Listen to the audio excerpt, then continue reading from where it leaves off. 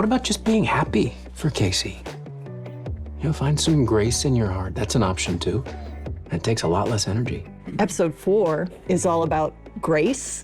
One of the things that was kismet, I think, about this is that we had names for our church, a long list, and it got whittled down, and one of those names, in fact, the last that did clear, was Grace Community Church.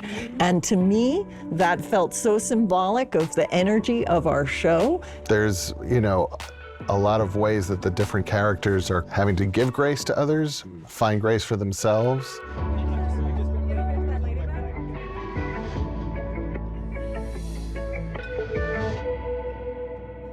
Playing drunk, not only is it very difficult, it's one of the things I feel like actors can really kind of overdo, from, you know, falling over and seeing his daughter, to that guilt, to having to confront Malcolm. You guys gave this character so much in that episode that it was one of the hardest, most challenging, most rewarding pieces of television that I've been able to do. You were great in that. I thought you were extraordinary. It's one of the harder things, like, to act, is being drunk or being intoxicated in any way. A super emotional scene can feel real because the emotions are real that you're saying, but you're never gonna really feel drunk.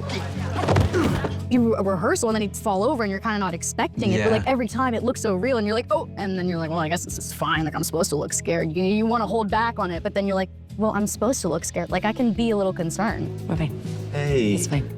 And I think for Lori, it's like a true test of finding grace. Having to actually come into that situation. I cannot believe I'm back here. Addiction within marriages is so complicated. It's like the third spouse in your marriage. For her, it was like, oh God, it's bringing all of it back. But also, I shouldn't be the one taking care of him anymore. I said I wasn't doing that. But then at the same time, she cares about this person, you know, and she cares about her family, and you want the best for people. You're on your own from here. At the end, when I hold your hand, Yeah. I just the touching of your hand at the end, like that for me spoke so much about like what this man has gone through and like the love that you and I, what we went through together. This is also a huge musical episode. Yes. There was a big musical performance. Oh, singing! She sung that scene a cappella. I was so nervous too. That was one of the first conversations that I had with Caleb. When we first met, and I was like, listen, I need you to be there for me. I need you to lock in during that scene. And it was so hot, and I would just like look at Caleb, and we'd both have like sweat just like rolling down our faces, and I would just be like, please stay in it with me. Please stay in it with me, because I need you right now. The honesty that Flora presented, sort of revealed to Merritt, it was really beautiful. It was great. crazy. Thank you. You're going to be doing the national anthem at football games. It's going to be great. Yes, I can.